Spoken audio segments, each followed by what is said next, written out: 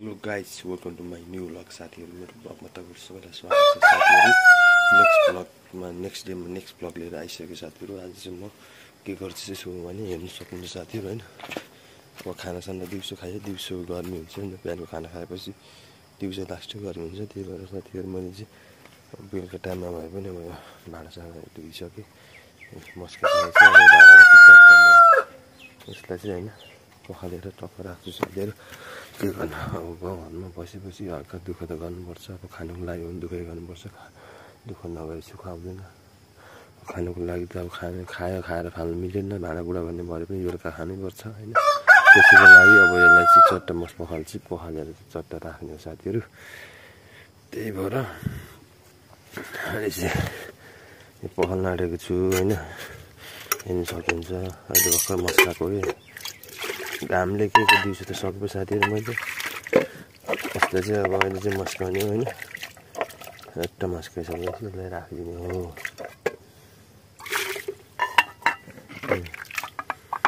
दुःख त गर्नु पर्छ साथीहरु चाहिँ गाउँमा बसेपछि सहर बजारमा बसे जस्तो हुँदैन जिन्दगी दुःख नगरी सुख आउँदैन नि त हैन साथीहरु त्यही भएर यो भाँडा चाहिँ म सफा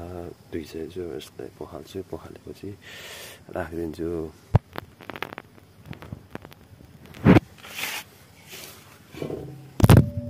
बाइस साथीहरु यो भाँडामा पखाल्न आँटिरहेको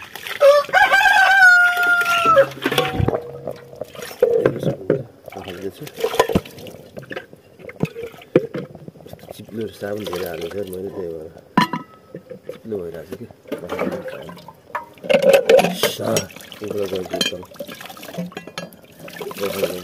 टाइम त लाग्दैन धेरै छ नि त यो साबुन धेरै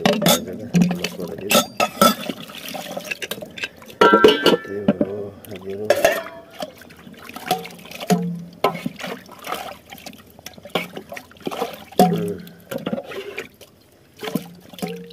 जस्ट भाँडा फर्स्ट गर्नु राम्रो मजा हुन्छ लाग्छ मलाई चाहिँ यस्तो भाँडा चाहिँ अल्छी लाग्छ बेलुका सानो सकिने पनि लाग्छ त्यस्तो लाग्दैन क्या मलाई जिपको काम हालिदिन्छु कि सबै काम हालिदिन्छु पाएँ जहाँ आफूले जान्ने बुझेको काम त सबै हालिदिन्छु नबुझेको काम त आउँदैन होइन जान्ने काम त सब हालिदिन्छु त्यस्तो किन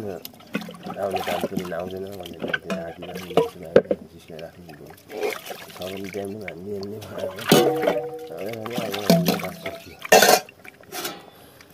गरिन